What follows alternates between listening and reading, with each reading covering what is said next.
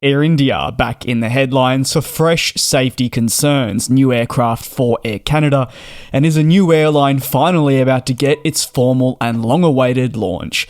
Beginning with Canadian flag carrier Air Canada, who are expecting to take delivery of many new aircraft in the coming years.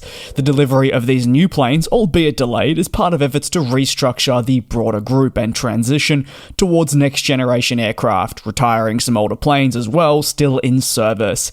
In the quarterly earnings call, the airline's executive vice president and CCO discussed the future of the fleet, which included exciting new additions. Firstly, Air Canada is hoping to take delivery of the first Airbus A321XLR sometime in 2026, with the expectation that should Airbus not encounter further delays, 11 deliveries of the single-aisle jet will occur by the end of 2026. Ultimately, the delivery of the A321XLR in 2026 represents a further delay, with guidance in February of this year suggesting the aircraft would be delivered in 2025 rather than the next. The flag carrier stated at the top of the year its expectations that 2 of the XLR jets would be delivered, but now those deliveries will not occur. While the XLR is still some time away, the airline is accelerating with plans to reveal the first routes of the A321XLR and where it will fly across the business in the coming weeks, these flights commencing in the summer 2026 season. Away from the Airbus A321XLR, Boeing will play a pretty important role as well in the airline's future fleet, with the first 2 of your high-capacity 787-10s arriving in 2026 as well, if all was to go according to plan between now and then. This is the largest variant in the series and will complement the 787-9s that are already flying. Air Canada also expects to take delivery of another 4 737 MAX jets next year to enhance its single-aisle fleet, with no fundamental changes expected to your capital expenditures. Across this year, and most recently the second quarter, there were more A220s delivered and 737 MAX jets, with the hope that more of each of these planes will be delivered for the remainder of 2025 as well. The airline's CFO said the fleet strategy is closely tied to the overall growth strategy and is being conducted to ensure financial stability alongside great benefits to customers, with superior aircraft economics, which can definitely be visible on a larger scale. The new aircraft are going to be huge for the airline's day-to-day ops, with the possibility to launch new services while also enhancing the onboard product where required with the latest technologies. With such a heightened focus on renewal of the fleet at Air Canada, remember this also follows one of the group's most significant milestones in relation to the single-aisle fleet only last year, where at the end of it, during an Investor Day presentation, the group revealed a pretty landmark change that would redefine how the business operated single-aisle flying and involve the 737 MAX.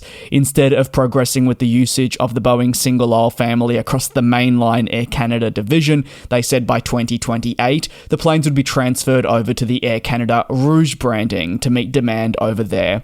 On to the next story, and that is Air India, who have yet another problem concerning the upkeep of their day-to-day business following an audit.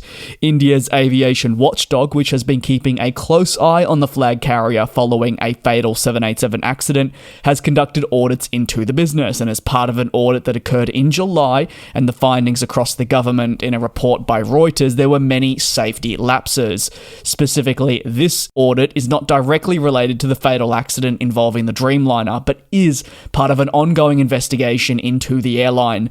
The report indicates there were a total of 51 safety lapses across Air India, which included the failure of a fundamental host of elements to show that safety measures were not executed to the highest standard. Of the 51 safety lapses that were identified, they really range from the usage of unapproved simulators to poor rostering systems for employees. Additionally, there were concerns surrounding the lack of adequate training for some pilots too. 10 inspectors from the Directorate General of Civil Aviation and 4 others carried out this 11-page audit shared by Reuters. or shared to Reuters rather. As part of this, the auditors say they found recurrent training gaps for unspecific Boeing 787 and 777 pilots with the failure to complete monitoring duties. Pilots were a hot topic of conversation with operational and safety risks involving the failure to conduct proper route assessments of specific airports where training had not been conducted to the highest standard either, nor had simulators met the necessary standards. 7 level 1 breaches of a, and I quote, significant nature needed to be fixed by the end of last month, and additionally 44 others were described as non-compliances and therefore needed to be resolved between the mid to late point of this month, which for some clarity is August, depending on when you are watching this latest industry recap. Over to the final story, and that is going to be with Riyadh Air. Are they edging closer to the launch of scheduled passenger flights? Well, it would certainly appear so, with a new filing showing the next steps. The filing published at the end of July shows that the London Heathrow slot coordinator is expecting the Saudi Arabia-based carrier to commence flying to the airport, or at least that is the intended plan, from the 26th of October 2025 and swap a slot with British Airways. Riyadh Air would be using its 787 Dreamliner, equipped with 288 seats, utilising Terminal 4 at the airport according to the swap request, which is dated 30th of July 2025. Additionally, the form shows that while the date ranges between 26th of October and 28th of March 2026 for the Northern Winter schedule, the frequency will be daily, with flight numbers of RX 401, 402. Riyadh Air has yet to confirm the route network formally, and this commencement date is a mere 3 months out, meaning much work would need to be done between now and then to get tickets on sale, announcements made, and such. But there's a lot of anticipation, and the filing does highlight that planning is well underway in the background for the company to launch scheduled passenger flights after several delays hit the business formally. The launch of the highly anticipated Riyadh Air, however, has been delayed on several occasions, with the most recent April reporting suggesting a Q4 2025 launch would be the most realistic outcome, and this is a timeframe obviously that is still being targeted. Riyadh Air commenced its flight testing campaign almost a year ago in September 2024, following the approval to commence these non-commercial flights from Riyadh, and it did so with the intention of obtaining its air operator's certificate, which has now long been secured. However, on several occasions, the company has been forced to delay the commencement of scheduled passenger services. You see, where in an ideal world, the airline would have now already been operating scheduled passenger flights, it is not. Riyadh Air says the delays have primarily stemmed from an inability to take on the 787 Dreamliner on time, which is obviously crucial to the launch of the business and the building up of an initial route network. Time and time again, with fresh delays, Riyadh Air was forced to push out the launch estimate by several months, but now the formal launch appears to be closer than ever, thanks to the release of a new slot swap filing.